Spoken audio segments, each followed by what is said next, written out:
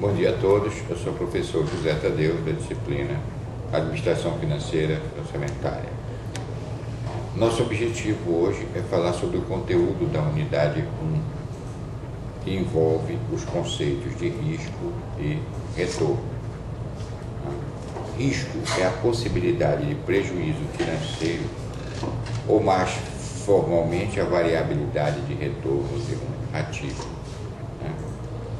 Um retorno é o total de ganhos ou prejuízos proporcionados por um determinado investimento.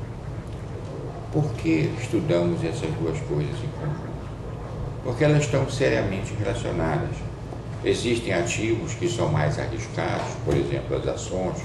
Existem ativos que são menos arriscados, tipo a caderneta de poupança ou títulos do governo. Ativos com maiores retornos certamente terão maiores riscos. Ativos com menores retornos terão menores riscos. Certo? O risco de um ativo individual. O risco de um ativo individual, ele é medido em função do seu comportamento no mercado. Se usa um sistema chamado, ou um método chamado faixa, que é a diferença entre as suas possíveis rentabilidades. Numa situação pessimista, um ativo poderá render menos. Numa situação otimista, ele poderá vender mais.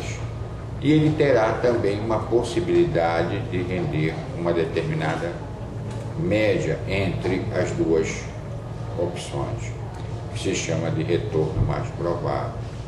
A diferença entre a possibilidade de retorno pessimista e a possibilidade de retorno otimista chama-se faixa. Certo? Quanto maior essa faixa, maior será o risco do ativo ou a variabilidade dele. Certo? Já, como se comporta um gestor em relação ao risco? Será que ele é propenso ao risco? Será que ele gosta de correr risco? Tá certo? Normalmente, o gestor financeiro ele é avesso ao risco. O fato dele ser avesso ao risco, ou seja, ele não gosta de correr risco, ele procura de toda forma minimizar esses riscos. Certo? Então, uma forma de minimizar esses riscos é o que se chama de correr riscos calculados. Certo? No que se refere aos ativos, ele procura formar carteiras, ou seja, não aplica num ativo único, aplica em vários ativos. Certo? Quer dizer, se você vai aplicar em ações, então você compra ações da Petrobras, compra ações da Cesita, compra ações da Vale do Rio Doce, enfim, você compra 10, 12 ações diferentes. Por que isso? Ele minimiza a possibilidade, se houver problema com uma dessas empresas, a outra vai certamente superar os problemas ocorridos com aquela empresa. A gente chama isso de formação de carteira ou formação de um portfólio de um ativo. Tá certo? O risco também tem a ver com o tempo.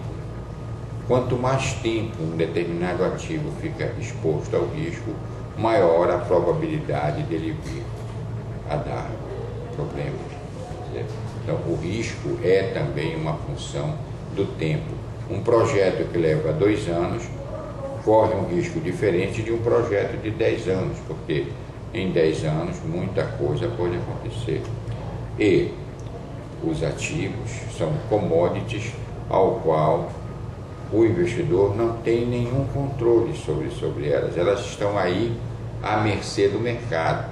Vejam, por exemplo, o que está acontecendo agora com relação às ações, o mercado de ações, certo? Ele caiu em função de um problema, de uma crise de sistema.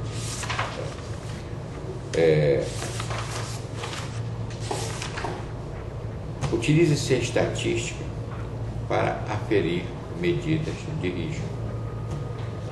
O conceito de medição de risco estatística é o desvio padrão.